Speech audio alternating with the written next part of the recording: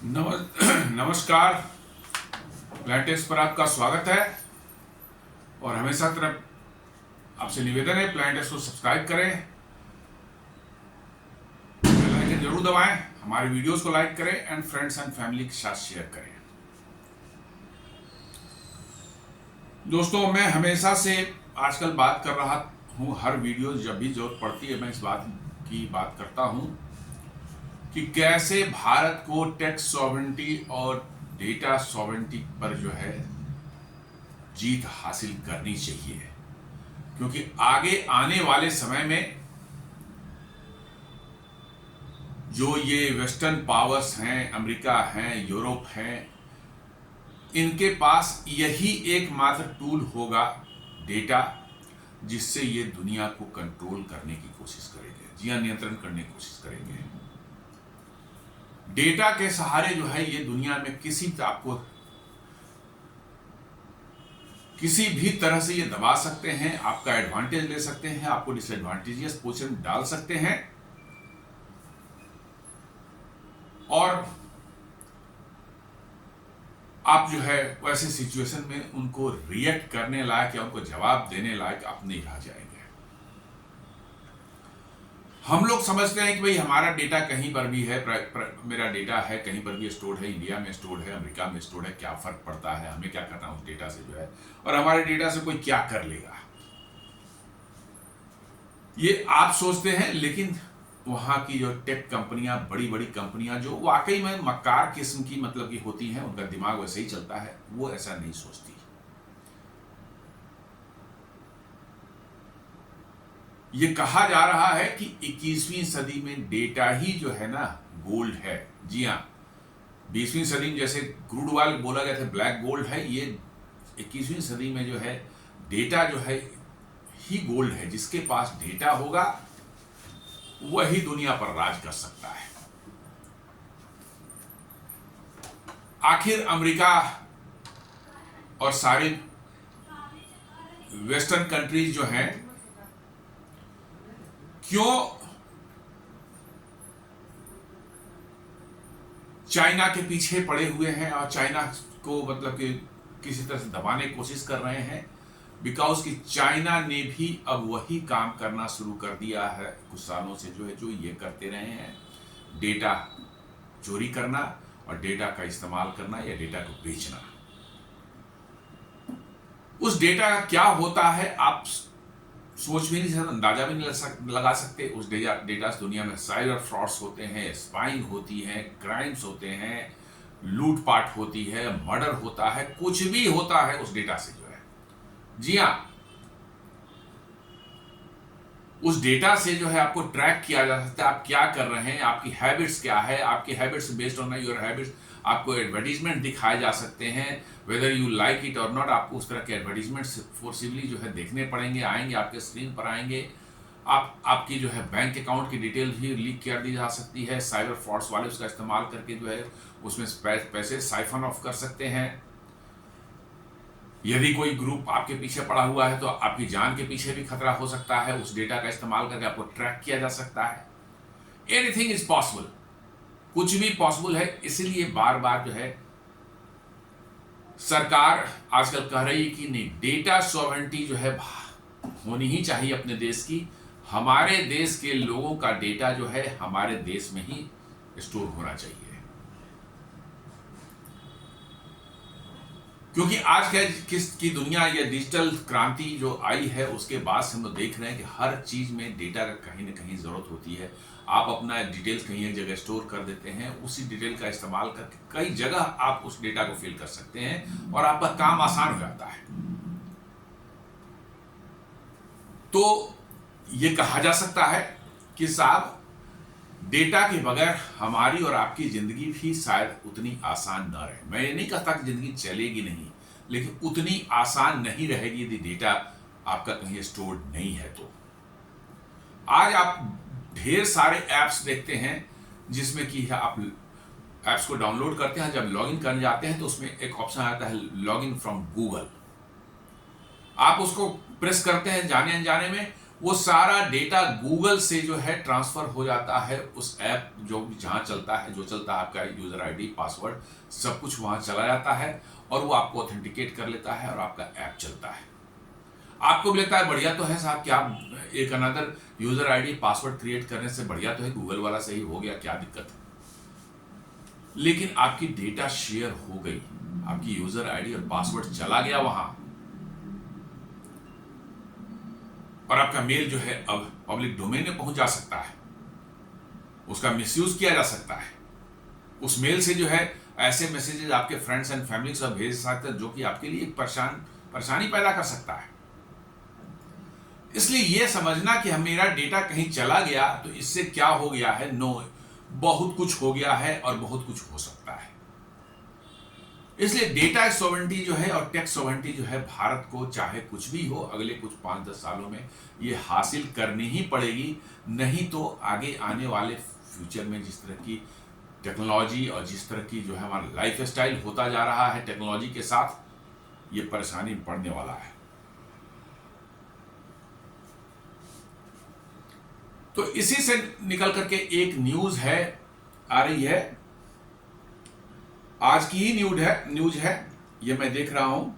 प्रधानमंत्री मोदी जो कह रहे हैं democratising technology, PM Modi says delighted as Google announces 15 billion India AI hub in Visakhapatnam. जी हां, गूगल ने विशाखापत्तनम में दुनिया का अमेरिका के बाद सबसे बड़ा एआई हब बनाने का जो है अनाउंसमेंट कर दिया है। बेंगलोर में नहीं, हैदराबाद में नहीं, कहां, विशाखापत्तनम में। जी हां, विशाखापत्तनम भी आप देखेंगे अभी जो लीडरशिप है वहां, पॉलिटिकल लीडरशिप है। आज हैदराबाद जो जानते हैं एक आईटी सिटी के नाम पर, एक आईटी हब के नाम पर जो जानते हैं, जहां बड़ी बड़ी कंपनियां गूगल, माइक्रोसॉफ्ट ये जो सब बेस्ड हैं, ये उसी लीडरशिप की क्रिएशन है जो कि किसी समय जब कंबाइंड है आंध्र प्रदेश की हुआ करता था।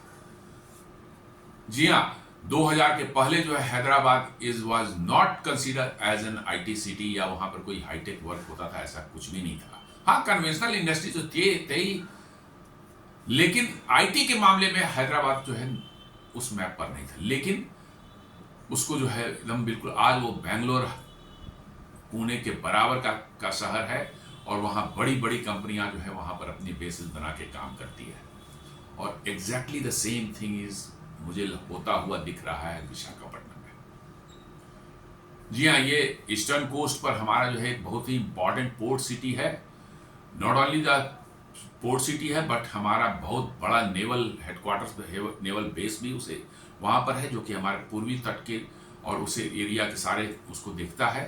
तो it is very important, strategically बहुत इंपॉर्टेंट है और समझ सकते हैं कि बिजनेस पॉइंट ऑफ व्यू से भी उतना ही इंपॉर्टेंट। और वहां पर जो है गूगल जैसी कंपनी जो है वो भारत में विशाखापत्तनम, भारत के विशाखापत्तनम में जो है $15 बिलियन का एआई हब बनाने जा रही है। और उसी पर मोदी कहते हैं delighted as Google announced 15 billion India AI hub in Visakhapatnam. और इसी को उन्होंने कहा है डेमोक्रेटाइजिंग टेक्नोलॉजी। मैंने टेक्नोलॉजी के डेमोक्रेटाइजेशन मतलब कि टेक्नोलॉजी अब कोई एलीट लोगों का किसी चीज नहीं रह गई है, बल्कि ये आम लोगों तक बिल्कुल कम इनकम वाले लोग हैं वो भी टेक्नोलॉजी का इस्तेमाल कर रहे हैं और वो भी उसका उतना ही लाभ उठा पा रहे हैं जितना एलीट लोग या पैसे जिनके पास ज़्यादा हैं, धनी लोग हैं, वो उठा पा रहे हैं। इसी को डेमोक्रेटाइजेशन ऑफ टेक्नोलॉजी कहा जाता है।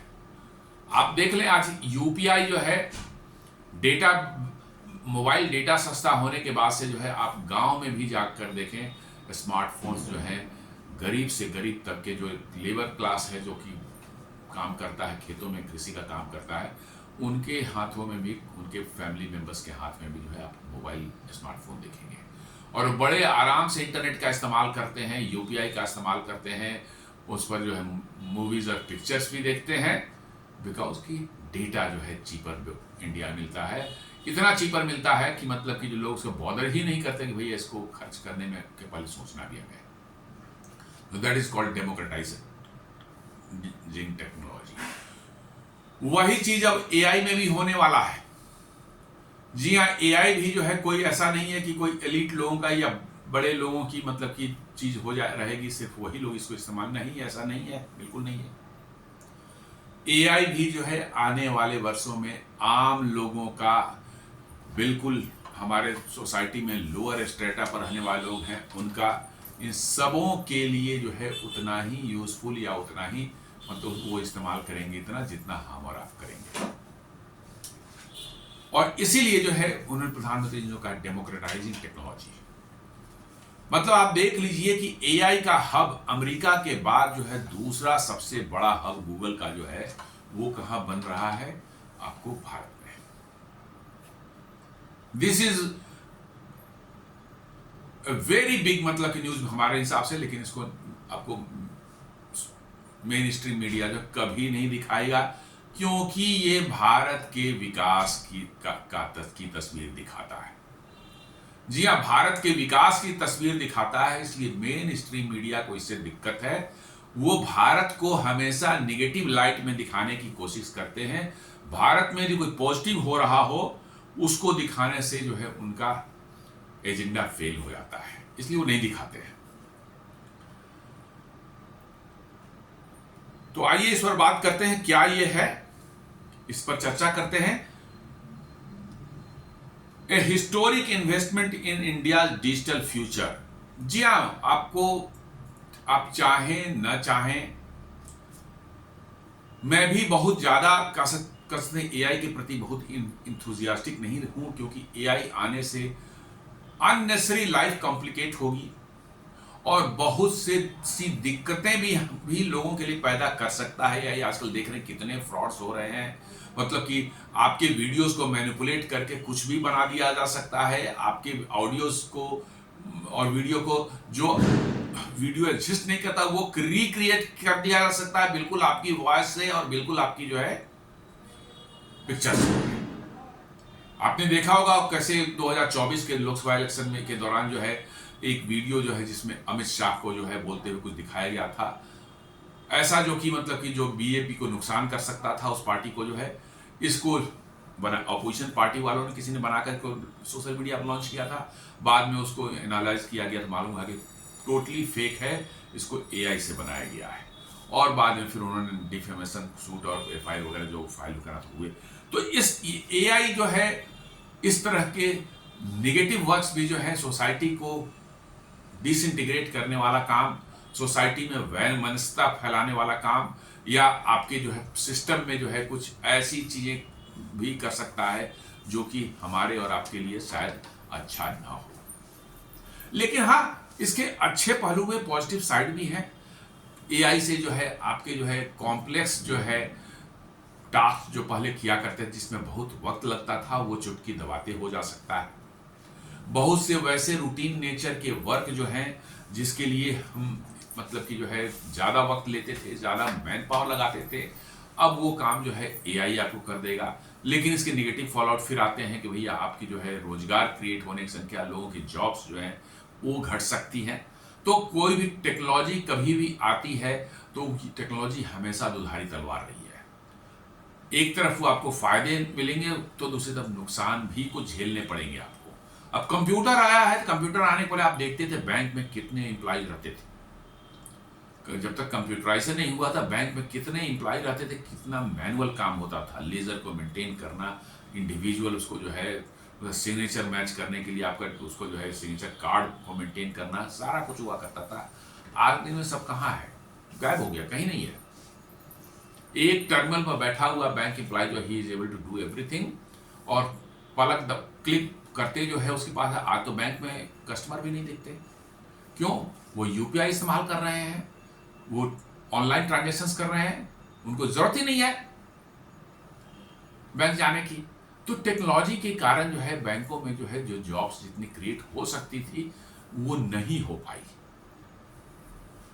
जितना टेक्नोलॉजी न रहने के कारण बैंकों में जितनी जॉब्स आज के दिन में होती है, आज जो 25-30 साल पहले जो स्थिति थी उसके हिसाब से कई गुना बढ़नी चाहिए थी, क्योंकि पॉपुलेशन हमारा उतना बढ़ा है, उतने लोग सर्व करने के लिए उतने लोग होते, लेकिन आज नहीं है। तो एक तरफ बैंक में इफिशियंसी बढ़ी, लेकिन साथ में जो है जॉब्स जो है उतने नहीं बढ़े, कम हुए।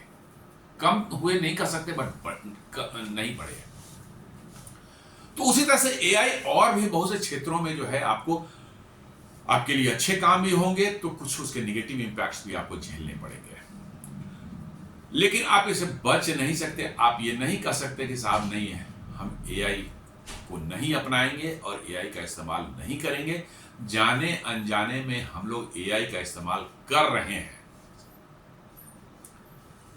आप अपना स्मार्टफोन देख लीजिए ना, आप यूज करते हैं। आपने कभी किसी एक प्रोडक्ट, वैसा प्रोडक्ट जिसमें आपको दिलचस्पी हो, कोई हो सकता है रेडीमेड गारमेंट हो या खेलने का कोई सामान हो, चाहे कोई मेडिकल डिवाइस हो, चाहे वैसा कोई मतलब इलेक्ट्रॉनिक डिवाइस, उसका सर्च किया, आपको अगले 5-6 दिनों तक, एक सप्ताह तक जो है उसी के एड्स, उसी तरह से उसी प्रोडक्ट से रिलेटेड एड्स जो हैं आपको आते रहेंगे। आपके सारे सोशल मीडिया, फेसबुक पर भी आ जाएगा, गूगल पर भी आ जाएगा, आपको जहां भी देखें, यूट्यूब पर देखें, वहां आ जाए, दिखता ही रहेगा।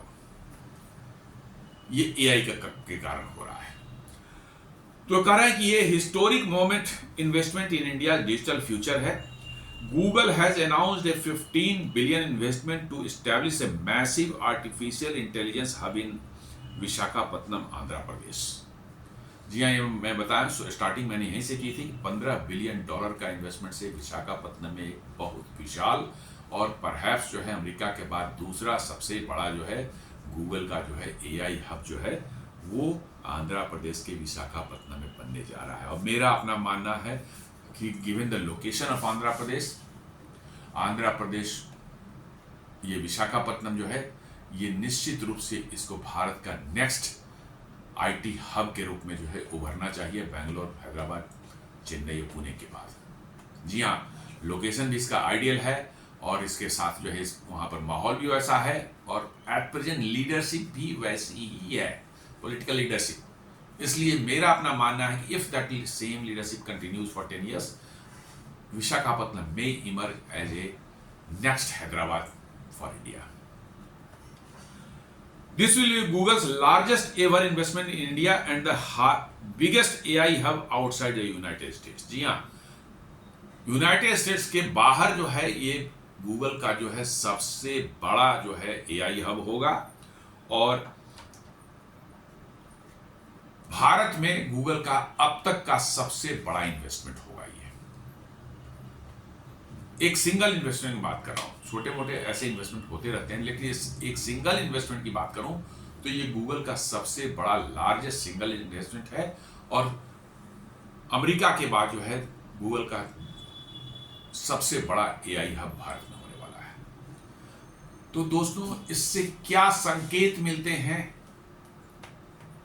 क्या गूगल को सडनली जो है भारत से बड़ा प्यार हो गया है, भारत उसके खून में बस गया है, या कि उसके सीईओ सुंदर पिचाई भारतीय हैं इसलिए ऐसा हो रहा है? ऐसा क्या है कि भारत में कि $15 बिलियन का इन्वेस्टमेंट करके अमेरिका के बाद दूसरा सबसे बड़ा एआई हब भारत में बनने जा रहा है। अब याद करें, मेरे मोस्ट ऑफ द वीडियोस में मैंने ये बात कही है कि आप माने या ना माने, अमेरिका चाहे या ना चाहे, अमेरिकन कंपनियों के पास, खासकर टेक कंपनियों की मैं बात कर रहा हूं या अदर्स की भी ले लें, मैं चलिए टेक को छोड़िए, अदर की भी ले लें, टेक को खासकर यदि ले लें, इनके पास दूसरा कोई उपाय नहीं है कि अगले कुछ सालों में, 5-10 सालों में जो है उनको अपने ऑपरेशंस यूनाइटेड स्टेट्स से शिफ्ट करके भारत में आना पड़े। कोई दूसरा ऑप्शन नहीं है, क्योंकि वो कंपनियां समाज सेवा नहीं कर रही हैं, वो कंपनियां बिजनेस कर रही हैं। और अमेरिकन कंपनियों का सबसे बड़ा जो उनका ये रहता है कि उनका बिजनेस करने का मॉडल जो है ऐसा होना चाहिए which should only be responsible for, or we should only be aligned for towards the benefit of the investors। उनका एक ही काम है उनके मैनेजमेंट का कि उनके इन्वेस्टर्स को कैसे कितना ज्यादा से ज्यादा फायदा पहुंचाया जा सके। नहीं तो उनका मैनेजमेंट हटा दिया जाएगा, मैनेजमेंट को बदल दिया जाएगा। इन्वेस्टर्स वहां इतने ज्यादा मतलब जागरूक हैं और इतने ज्यादा एग्रेसिव हैं, और इसीलिए जो है आप देख रहे हैं कि अमेरिका में क्या हो रहा है। अमेरिका में सस्टेन करना अब इन कंपनियों के लिए मुश्किल होता जा रहा है। कंपनियों को तो छोड़ दीजिए, वहां के नॉर्मल जो है लोग हैं, सिटीजन्स हैं, उनके लिए भी अमेरिका में सस्टेन करना अब निहायत ही मुश्किल होता जा रहा है। 40,000 50,000 डॉलर साल का जो है कमाने वाला आदमी, जिसको माने 4,000 या 5,000 डॉलर जिसको बोलते हैं, 5,000 डॉलर जो है आज की करेंसी के हिसाब से भी जो है हमें लगता है कि 3,500 4,000 डॉलर तो हो ही जाएंगे। इस 5,000 डॉलर कमा रहा है तो 4,500 तो 4.5 लाख रुपए तो इंडियन करेंसी में हो ही जाएंगे। आप 4.5 लाख रुपया कमाने वाला आदमी इंडियन करेंसी के हिसाब से अमेरिका में जो है वो एक घर अच्छा सा अफोर्ड नहीं कर सकता। एक सिंगल बेडरूम का फ्लैट जो है उसको किराया मिलेगा $2,500 पर मंथ। मतलब उसके $5,000 पर मंथ उसकी इनकम है, तो $2,500 उसको देने पड़ेंगे एक सिंगल बेडरूम का। यदि दो बेडरूम का लिया तो उसके पूरी की पूरी तनख्वाह जो है सैलरी चली जाएगी उस फ्लैट के किराए में। फिर वो खाएगा क्या और क्या, कपड़े क्या पहनेगा और क्या काम करेगा, समझ सकते हैं। तो इसलिए अमेरिका में आप देखते हैं आज के दिन में शहरों में जो है होमलेसनेस बड़े पैमाने पर दिखती है। जो 5,000 रुपये कमाने वाले हैं वो सड़क के किनारे, $5,000 कमाने वाले हैं वो सड़क के किनारे जो है टेंट लगा के रह रहे हैं। जी हाँ, सड़क के किनारे टेंट लगा के रह रहे हैं। वाई? बिकॉज कि वहां cost of living has gone so high कि अब संभव नहीं है। इसलिए जो है वहां टेक कंपनियों में जो काम करने वाले लोग हैं उनकी सैलरी भी उसी रफ्तार से ऊपर हो चुकी है। $1,00,000, $1.25 $1.5 लाख ये सब तो कॉमन हो चुका है। जी हाँ, ये ऐसे कोई नहीं, ये कॉमन हो चुका है। अब $1,00,000 भी ले लें जो कि कम है, बहुत कम है, मैं कह रहा हूं वहां के स्टैंडर्ड के हिसाब से, तो कितने हो गए? करीब $9 लाख, $9 लाख रुपये इंडियन करेंसी में हो गए आपके। स्टिल वहां पर लोगों को बोलते हैं सर्वाइव करने में दिक्कत है। तो कॉस्ट ऑफ लिविंग और कॉस्ट ऑफ मैन पावर जो है इतना हाई हो चुका है अमेरिका में कि अब और वो कम होने का प्रश्न नहीं उठता, वो नीचे जाता जाएगा। आपको उसको बढ़ता ही जाएगा, नीचे नहीं जाएगा, बढ़ता ही जाएगा। वो कॉस्ट ऑफ लिविंग जो अमेरिका में बढ़ता जाएगा और सैलरी भी उसी हिसाब से उनको बढ़ानी पड़ेगी, नहीं तो दूसरा कोई उपाय नहीं है। तो क्या हो रहा है कि वहां के कोई भी प्रोडक्ट हो, चाहे एआई के हो, चाहे आपको टेक प्रोडक्ट हो, चाहे नॉर्मल जो प्रोडक्ट्स होते हैं, कार्स हो गए, अपने जूते चप्पल हो गए, कपड़े लत्ते हो गए, कुछ भी अमेरिका में क्यों नहीं बन पा रहा है? डोनाल्ड ट्रंप का आपने टैरिफ का इतना देख रहा हूं तमाशा, क्यों नहीं ऐसा हो पा रहा है? ऐसा क्या हो गया अमेरिका में सडनली? क्योंकि अमेरिका में ये सब बनना जो है असंभव है। अब आज के दिन में यदि उन प्रोडक्ट को वहां फैक्ट्री लगा के आप बनाना चाहें तो it will become so expensive कि वहां के अमेरिकन उसको अफोर्ड ही नहीं कर पाएंगे। डोनाल्ड ट्रंप ने तो जो है सबके सामने पब्लिकली जो है टिम कुक जो है एप्पल के जो है सीईओ, उनको कहा था कि वाई यू आर मेकिंग, मतलब जब वो गुस्सा में थे अपना भारत पर टैरिफ लगाते कि वाई यू आर मेकिंग, मतलब कि product iPhones in India, don't make any iPhones India, make in USA. Donald Tim Cook ने क्या कहा कि नहीं, हम तो अमेरिका में बनाएंगे, ये इंडिया में बनाएंगे, हमारे पास दूसरा उपाय नहीं है। और उन्होंने इन्वेस्टमेंट और ज्यादा कर दिए। और आज अमेरिका के हर 4 बिकने वाला आईफोन में से 3 आईफोन जो है भारत का बना हुआ है। और उन्होंने इतना तक अनाउंस कर दिया कि आगे कुछ साल, 1-2 सालों में जो है सारे के सारे आईफोन जो अमेरिका में बिकेंगे वो सब मेड इन इंडिया होंगे। टिम कुक को कोई भारत से बहुत ज्यादा लगाओगे? नहीं, बिल्कुल नहीं है, एकदम नहीं है। सारी की सारी चीज जो बातें हैं वो है आके अटकती इकोनॉमिक्स पर। उस आईफोन को भारत में बनाने पर $250-300 में उसकी लागत आती है बनने में जो है। चाइना में भी वही 200, सवा 200, 250 आती थी। भारत में थोड़ा बहुत में है, अब तो चाइना में बढ़ गया, हमको वही मान लीजिए 250 के आसपास, मान लीजिए 300 ले लीजिए आप। और बिकता है अमेरिका में कितने में? मिनिमम $1000, मिनिमम मैं बात कर रहा हूँ, मिनिमम सबसे लोअर एंड वाला जो है, नहीं जो नॉर्मली इंडियन करेंसी के हिसाब से 1 लाख, सवा लाख, 1.5 लाख। $1000 का तो वही मतलब है 90,000 के आसपास हो गया। और बनाए कितने में वो? $300 में। तो आप 3 से 4 गुना प्रॉफिट उस पर कमा रहे हैं इंडिया में बनाकर। और अमेरिका में ले जाए तो कितना बनेगा? एक ने कैलकुलेट करके बताया था कि it will cost something around $3,000 production cost है। और इस पर यदि गूगल की, ये एप्पल की जो है कि अपनी प्रॉफिट जो है $500, $700 यदि जोड़ दिया जाए, वेयर इट विल गो $3,700। वो बता रहा था टीवी पर कि नॉर्मल अमेरिकन जो हैं वो अफोर्ड ही नहीं कर पाएंगे एप्पल को, जो है कि फोन, जो आईफोन को अफोर्ड ही नहीं कर पाएंगे। तो ये साफ बता रहा है कि ये कोई शौक से कोई नहीं आपके यहां आ रहा है फैक्ट्री लगाने के लिए, चाहे एआई हब लगाने के लिए। ये इकोनॉमिक्स जो इनको कंपेल कर रहा है कि यू गो देयर, वहीं बनाएंगे तभी सर्वाइव करेंगे। बिकॉज कि आप नहीं करेंगे ये काम तो आपके जो है इन्वेस्टर जो आपकी कंपनी के हैं, जिनको जिनके लिए मोटी प्रॉफिट कमाने के लिए जो है आपको वहां बिठाया गया है, वो सिंपली वो आपको किक आउट कर देंगे वहां से, आपको किक आउट कर देंगे वहां से। इस पर अच्छी अच्छी बातें गूगल का सीईओ और सब बोलेंगे जरूर, अरे अमेरिका, इंडिया हमारे लिए जो है एकदम ये है, हमारा नेक्स्ट डेस्टिनेशन है, इंडिया हमारी जो है सबसे मतलब इंपॉर्टेंट लोकेशन। कोई इंपॉर्टेंट नहीं है। आपकी इकोनॉमिक्स ने आपको कंपेल किया कि you come to India, otherwise you are not going to survive. The same thing is going to happen to most of the tech companies of the America, even including Nvidia. आप लिख लीजिए इसको, जी हाँ, even including Nvidia. Nvidia भी कुछ नहीं है, उनके शेयर प्राइस इतने हाई हैं, अदरवाइज नहीं तो जो कंपनियां जो हैं और भी उनसे ज्यादा बड़ी बड़ी कंपनियां वहां पर हैं। एप्पल आप देख लेंगे कि एप्पल का प्रोडक्शन कई गुना भारत में जो है अगले कुछ सालों में बढ़ने जा रहा है।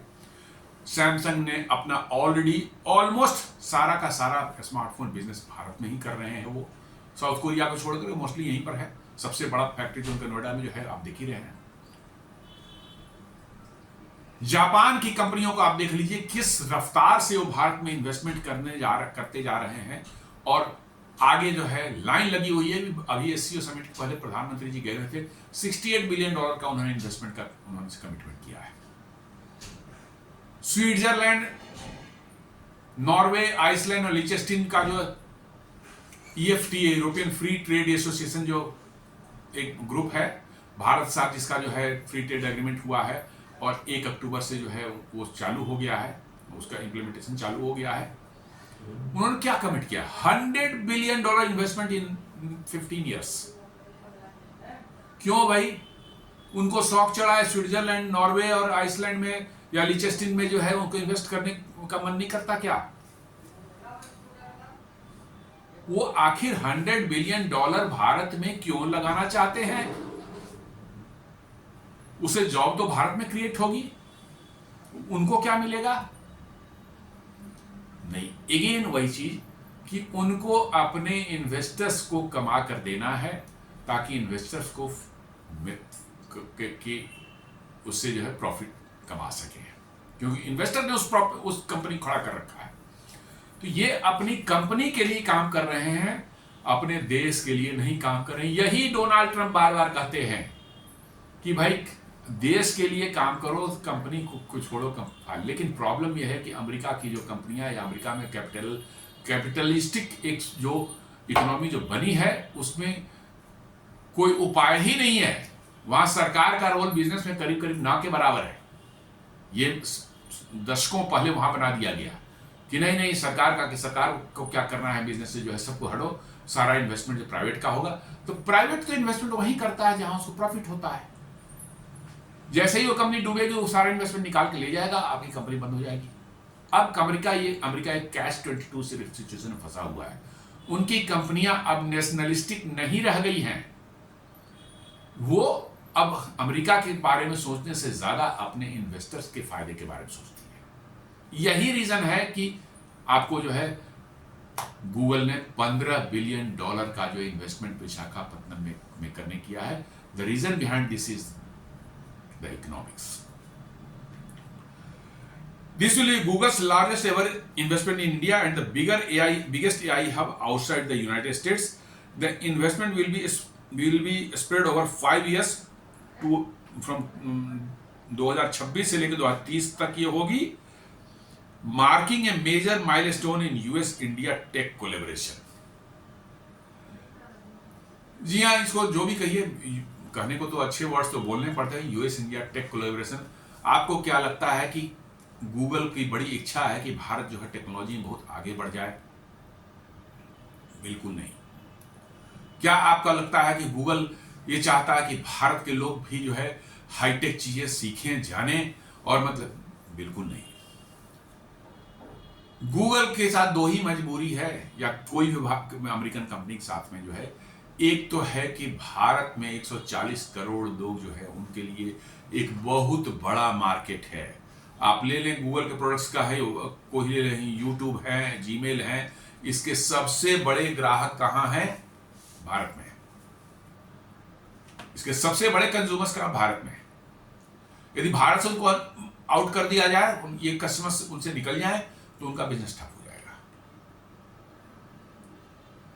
और दूसरा मैंने बताया इकोनॉमिक्स, अपने इन्वेस्टर के लिए कमाना है उनको। तो ये दोनों कारणों से मिलकर के जो है वो उनका इन्वेस्टमेंट है। खैर, कहने को जो करें अच्छी बात है, कहें कि यूएस इंडिया टेक कोलैबोरेशन जैसा डोनाल्ड ट्रंप ने इंडिया को ट्रीट किया है, आपको क्या लगता है कि अमेरिका की कोई कंपनी भारत के साथ जो है टेक कोलैबोरेशन करना चाहेगी? नो। जिस चीज में अभी भी उनका कुछ ये है, जैसे आप डिफेंस में ले लें, कैसे वो इंजन के लिए, एरो तेजस के इंजन के लिए जो है भारत को परेशान कर रहे हैं, वो आप देख लीजिए।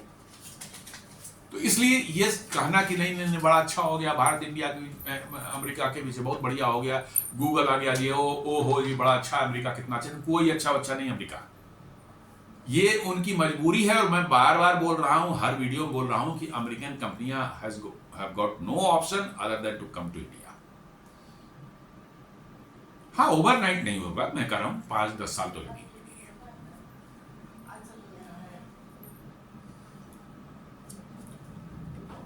अब इसको देखा जाए कि एग्जैक्टली ये विशाखापट्टनम जो काम होने वाला है, क्या काम होने वाला है, किस स्तर का काम होने वाला है, तो ये gigawatt scale data centre campus बनने वाला है। डेटा सेंटर की कैपेसिटी जो है उसको ऑलवेज मापा जाता है गीगावाट में। ये थोड़ा सा सुनने में लगता है अजीब लगता है कि वाट तो ऑलवेज हम पावर को मापते हैं वाट से, जो है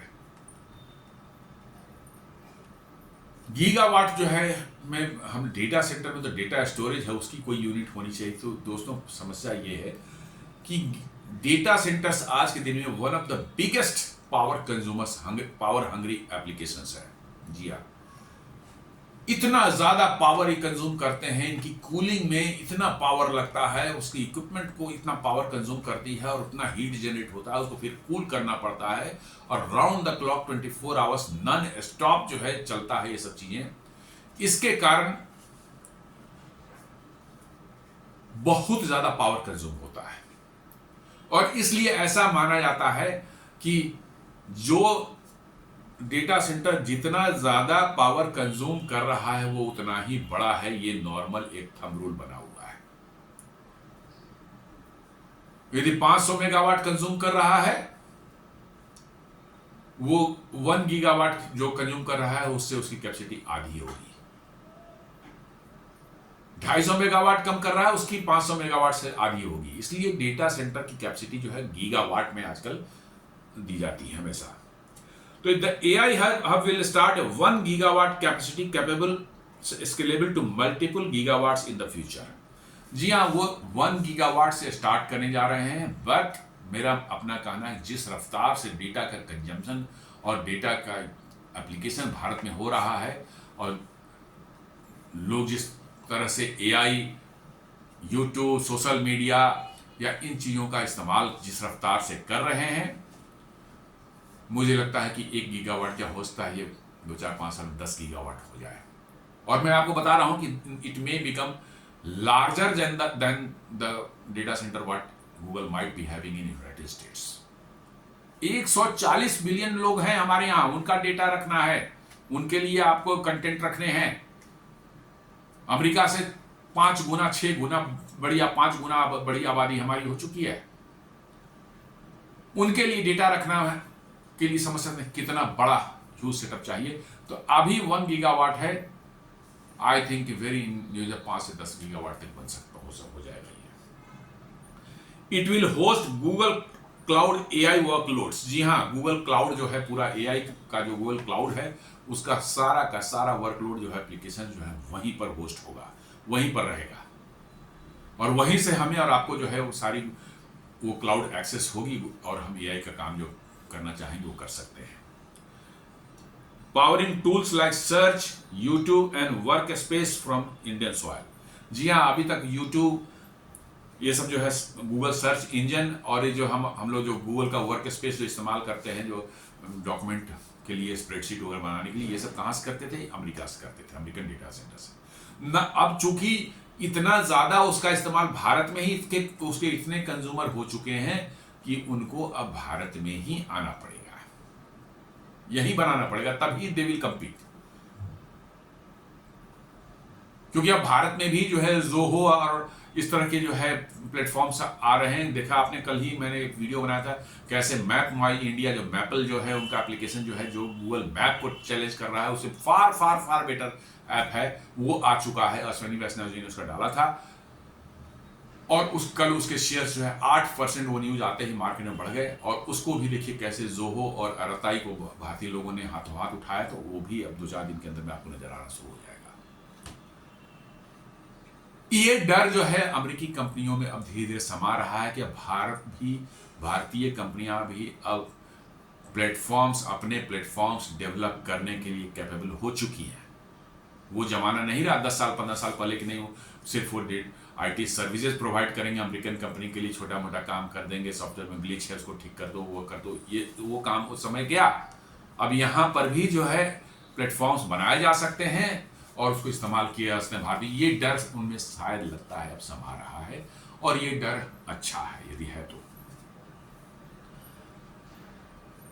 the project partners with Adani connects and Airtel ensuring reliable power and connectivity. जी हाँ, इन्होंने साथ साथ जो है अदानी ग्रुप से और एयरटेल से जो है पावर और कनेक्टिविटी की जो है डील की है, उनको भी रोप इन किया है इस प्रोजेक्ट में कि आप भी इसमें आए और अपना योगदान दें।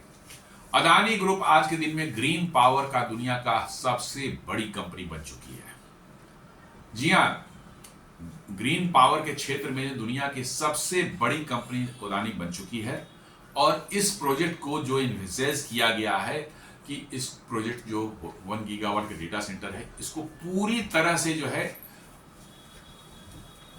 से जो है पावर किया जाएगा ग्रीन पावर से। क्योंकि जमाना वही आ रहा है, फॉसिल फ्यूल्स को जो है जितना ज्यादा अवॉइड कर सकते हैं एनवायरनमेंट के लिए उतना ही अच्छा है, तो पूरी तरह से ग्रीन पावर से ये किया जाएगा। इसके लिए क्या जरूरत पड़ेगी? आपको बड़े बड़े सोलर प्लांट्स लगेंगे, और साथ साथ जो है बहुत ह्यूज कैपेसिटी और विंड टर्बाइंस लगेंगे, साथ साथ जो है विंड फार्म्स लगाए जाएंगे, और साथ साथ जो है ह्यूज कैपेसिटी ऑफ स्टोरेज। जी हाँ, क्योंकि सोलर प्लांट दिन में तो पावर पैदा करेंगे, पर रात में क्या करेंगे? तो आपको huge capacity of power storage की जो है व्यवस्था करनी पड़ेगी, और वहाँ बैटरीज लगाकर, लिथियम आयन बैटरीज लगा करके, ताकि सनसेट हो जाने के बाद जो है उन बैटरीज से पावर जो है जनरेट किया जा सके और डेटा सेंटर को जो फीड किया जा सके। विंड टर्बाइंस होंगे, विंड टर्बाइंस भी विंड जब अवेलेबल होगा तभी चलेंगे, उनसे भी जो है जो बिजली बनेगी वो कंज्यूम होगी, यदि कंज्यूम नहीं होगी तो वहीं स्टोर होगी। तो ह्यूज कैपेसिटी ऑफ जो है ग्रीन पावर और पावर स्टोरेज की जो है विशाखापट्टनम में इस प्लांट के पास जो है बनने वाली है, और वो काम करने वाला है कौन? अदानी।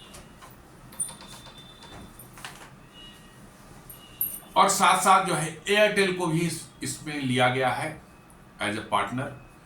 क्योंकि डेटा सेंटर है तो निश्चित रूप से उसको सबमेरीन इंटरनेशनल कनेक्टिविटी बैंडविड्थ चाहिए।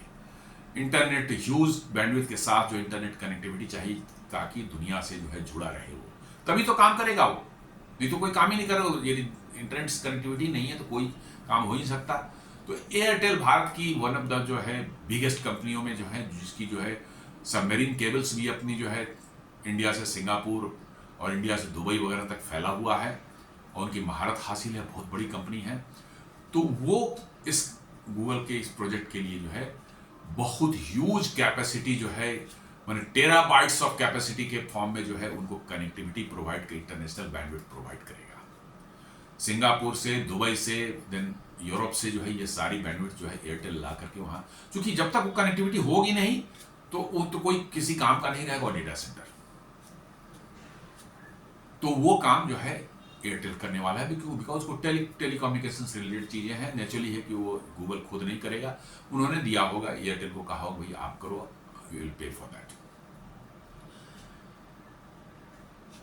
Clean energy and power infrastructure. Google will build new transmission lines, renewable energy plants and storage systems in Andhra Pradesh. जी हाँ, मैं जिक्र कर रहा था कि बड़े बड़े जो है लगाए जाएंगे, मतलब कि पावर्स रिन्यूएबल एनर्जी प्लांट्स लगाए जाएंगे, सोलर फार्म्स लगेंगे, विंड फार्म्स लगेंगे, देन बहुत ह्यूज कैपेसिटी के जो है स्टोरेज फैसिलिटी भी लगाई जाएगी। ये सब गूगल लगाया, अदानी जो है इनके जो है हमें लगता है कि एग्जीक्यूट करने वाले पार्टनर्स होंगे परहैप्स, क्योंकि ये खर्चे तो अदानी अपने लिए कर नहीं रहा है, ये इन्हीं के लिए कर रहा है, तो naturally Google will have to bear the cost. This supports both India's green energy goals and Google's carbon neutral operations. जी हाँ, भारत का भी जो है आपने देखा ही होगा कि हम 2030 तक जो है हमारा लक्ष्य था कि हम हमारी जो जनरेशन कैपेसिटी जो है, पावर जनरेशन कैपेसिटी का 50% जो है हम रिन्यूएबल सोर्सेज से जो है जनरेट करेंगे। फॉर्चुनेटली जो है हमने उसको 2025 में ही अचीव कर लिया। जी हाँ, आज हमारे कैपेसिटी जो जनरेशन की कैपेसिटी जो है वो 2025 में आधी कैपेसिटी 50% ऑफ द कैपेसिटी जो है हमारी जो है रिन्यूएबल से आती है।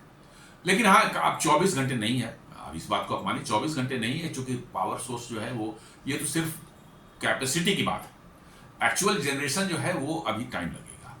और हमारा कमिटमेंट है कि 2070 तक जो है India will become a carbon neutralist country, मतलब कि हम कोई फॉसिल फ्यूल इस्तेमाल नहीं करेंगे, ये हमारा कमिटमेंट है। तो ये जो हो रहा है ग्रीन एनर्जी का काम जो है, ये भारत का भी वो है, और साथ साथ गूगल भी जो कार्बन न्यूट्रल ऑपरेशंस उन्होंने अपना बना रखा है, उनके जो पॉलिसीज हैं उसमें दोनों के साथ अलाइन करता है कि ये पूरा का पूरा चलेगा, आपको ग्रीन एनर्जी से ही प्लांट चलेगा। हाँ, इमरजेंसी में यदि कोई ऐसा हो ग्रीन एनर्जी नहीं उत्पादन हो पा रहा है तो ऐसे केसेस में जो है ग्रिड से पावर लेकर के निश्चित रूप से ये थोड़े समय के लिए ऑपरेशन चला सकते हैं, बट मोर और लेस कह सकते हैं कि ये this plant will run on green energy. अब सब सी इंटरनेशनल गेटवे, इंटरनेट गेटवे जो है वो हमारा यहाँ इसको इंटरनेट गेटवे जो है तो देना ही देना है।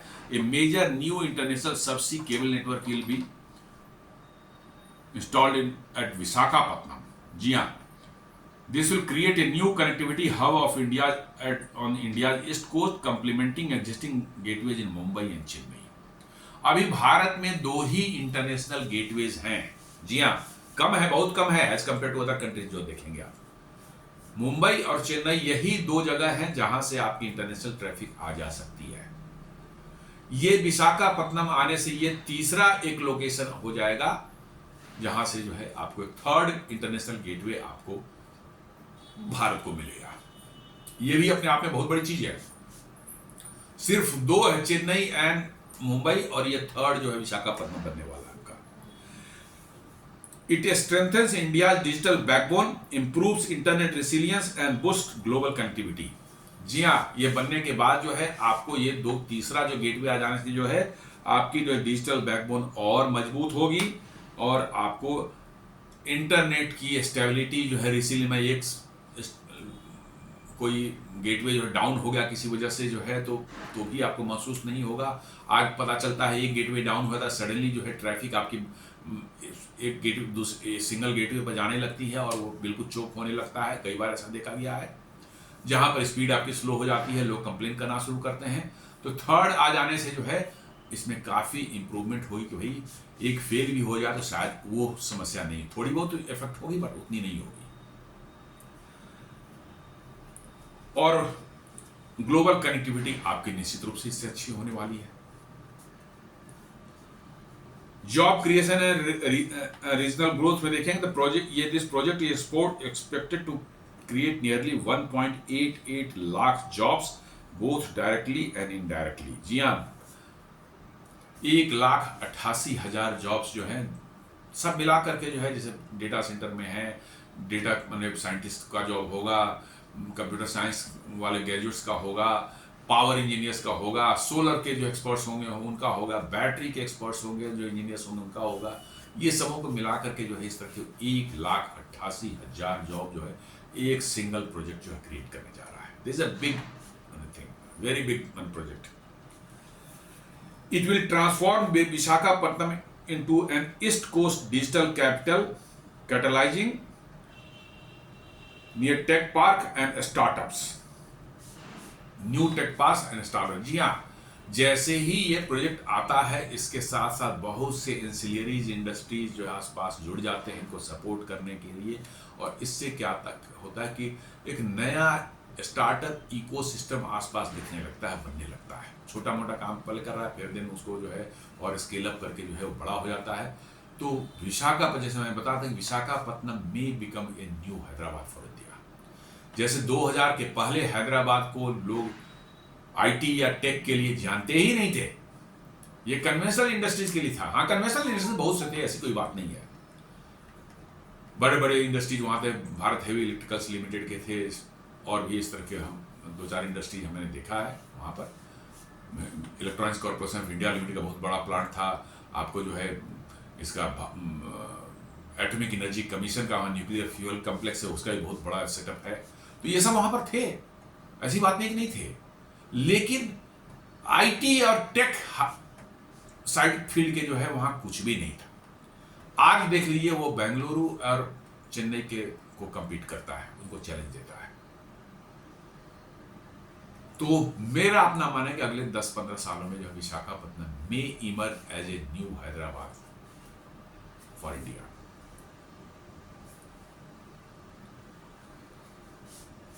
आप जैसे यदि देखेंगे कि हमारी इंटरनेशनल कनेक्टिविटी जो अभी हम लोग का है, आप एक दुनिया से कंपेयर करें तो ज्यादातर गूगल का जो है काम धंधा या कनेक्टिविटी पॉइंट ऑफ व्यू से आप देखेंगे तो इधर साउथ कोरिया, चाइना के ईस्ट कोस्ट पर, और इधर आपको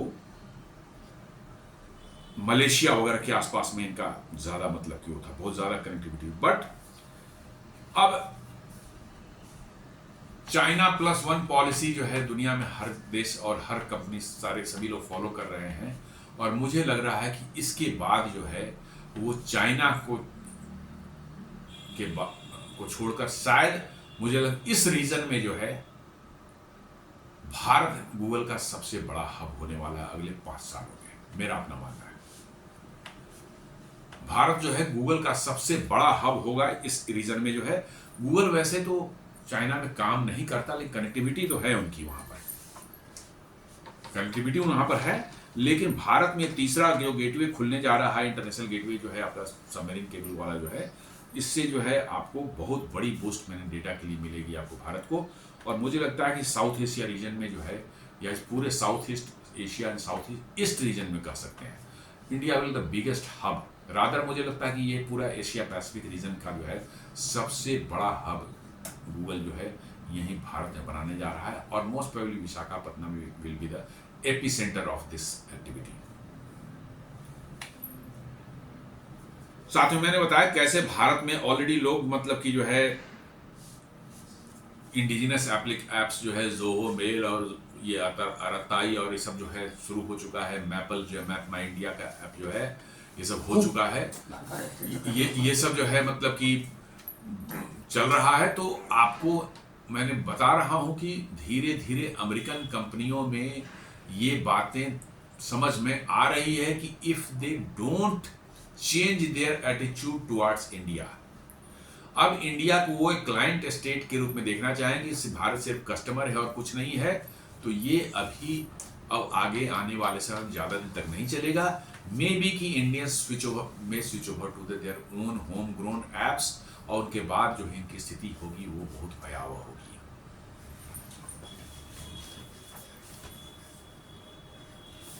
साथ साथ ये इंडिया का जो है डिजिटल सॉवरेंटी को जो है निश्चित रूप से स्ट्रेंथन करने जा रहा है, क्योंकि ये भारत के अंदर में जो है सारा डेटा और एआई का डेटा जो रहेगा ये भारत के अंदर में ही रहेगा। इसलिए ये मैं बार बार कहता हूँ डिजिटल सॉवरेंटी की बात, तो ये निश्चित रूप से भारत के डिजिटल सॉवरेंटी के लिए जो है एकदम बिल्कुल फिट बैठता है। Hosting AI data with India ensures local data protection processing under the digital personal data protection act Bharat का है, उसके तहत जो होगा भारत में ही डेटा स्टोर होगा, यहीं प्रोसेस होगा। तो इस तरह से इससे आप कह सकते हैं कि हमारे यहाँ जो डेटा सॉवरेंटी की जो बात हो रही है वो कहीं ना कहीं जो है इस एक्टिविटी जो गूगल कर रहा है उसमें इसका जो है और इन्हांसमेंट मिलने जा रहा है। Enhances national data security and improves AI service latency for Indian users। जी हाँ, नेशनल सिक्योरिटी डेटा सिक्योरिटी तो इससे इंश्योर होती है, क्योंकि भारत में है तो निश्चित रूप से ज़्यादा सिक्योर है, और तो भारत की लॉ इन्फोर्समेंट अथॉरिटी जब भी चाहे इनको एक्सेस कर सकती है यदि नेशनल सिक्योरिटी के लिए इसकी जरूरत पड़ेगी तो। और साथ साथ जो है यदि भारत में ही है तो नेचुरली की लेटेंसी जो होती है इंटरनेट पर जो है आप एक्सेस करते हैं तो कितनी देर में आपको रिस्पॉन्स मिलती है उसमें कमी आएगी। अलाइन विद द विकसित भारत 2047 मिशन। जी हाँ, जो आपने जानते ही हैं कि प्रधानमंत्री जी ने जो है विकसित भारत 2040 मिशन जो का एक ऐलान कर रखा है। उसके AI hub supports India's long term goal to become a developed tech driven economy. उन्होंने बार बार कहा है कि भारत जो है उसको एक लॉन्ग टर्म के लिए जो है उन्होंने कहा कि भारत एक टेक ड्रिवन इकोनॉमी होनी चाहिए, ना कि सिर्फ हम छोटे मोटे कपड़े वगैरह जो है जूते चप्पल बनाने वाली देश नहीं बननी चाहिए। अभी तो ठीक है हम वहां पर हैं, लेकिन लॉन्ग टर्म में जो है हमें एक टेक ड्रिवन हाईटेक वाला जो है हमारी टेक इंडस्ट्री जो है हमारी देश की इकोनॉमी को ड्राइव करे, ऐसा उन्होंने प्लान कर रखा है। It provides a backbone for AI research, quantum computing and industrial automation। जी हाँ, डेटा सेंटर्स जितने खुलेंगे, जितने एआई के जो है हब्स भारत में बनेंगे, उतना ही जो है आपका जो है एआई पर रिसर्च बढ़ेगा भारत में, क्वांटम कंप्यूटिंग पर रिसर्च होगा, और साथ साथ जो है इंडस्ट्रियल ऑटोमेशन पर भी और ज़्यादा काम होंगे, और इससे भारत की इंडस्ट्रीज की इफिशिएंसी बढ़ेगी, भारत की इंडस्ट्रीज की जो है प्रोडक्टिविटी बढ़ेगी, और हम दुनिया में कंपिटिटिव हो सकते हैं। Emergence of a new tech corridor shifts India's tech geography from the Bangalore-Hyderabad axis to the East Coast, linking India to Southeast Asia's digital market। जी हाँ, विशाखापट्टनम हमारे ईस्टर्न कोस्ट पर है, और इसका सबसे एडवांटेज जो है कि ये कोस्ट पर होने से है आपकी जो साउथ ईस्ट एशियन कंट्रीज हैं वहाँ से कनेक्टिविटी आपकी ज़्यादा बेहतर रहेगी, ज़्यादा अच्छी है। तो हमें लगता है कि ये जो है आपको साउथ ईस्ट एशिया का जो है मार्केट जो है डिजिटल मार्केट है उस पर भारत को कब्जा नहीं बोले, उससे आपको कनेक्ट होने और वहाँ डोमिनेट करने का एक बहुत सुनहरा मौका ये मिल रहा है आपको। And strengthens India's look east policy with technology led approach. जी हाँ, आपकी कनेक्टिविटी जो है सिंगापुर, मलेशिया, उधर जापान से होगी। आपकी लुक ईस्ट पॉलिसी यही कहती है कि भाई अपने पूरब की तरफ देखें और उनसे संपर्क साधें, उनसे संपर्क बढ़ाएं अपने आगे के फ्यूचर के लिए जो है। तो यहाँ इन सबों को देखकर ऐसा लगता है कि गूगल ने का ये डिसीजन जो है ये एक बहुत बड़ा इम्पैक्ट भारत की डिजिटल और टेक सॉवरेंटी पर डालने जा रहा है। एट द सेम टाइम जो है भारत में एआई ड्रिवन जो वर्क जो शुरुआत है, अभी मैं कहता हूँ शुरुआत है, छोटे मोटे जो चल रहे हैं जिस तरह से जो चल रहे हैं, इसमें एक बहुत बड़ा रिवॉल्यूशन अगले 4-5 साल 10 साल में 4-5 साल में होता हुआ दिख रहा है। और ये होगा कहाँ? विशाखापट्टनम में। और विशाखापट्टनम मुझे ऐसा लगता है, मेरा अपना अनुमान है कि यदि ऐसे ही चलता रहा तो नेक्स्ट 5 ईयर्स में जो है it may become the next Hyderabad for the country.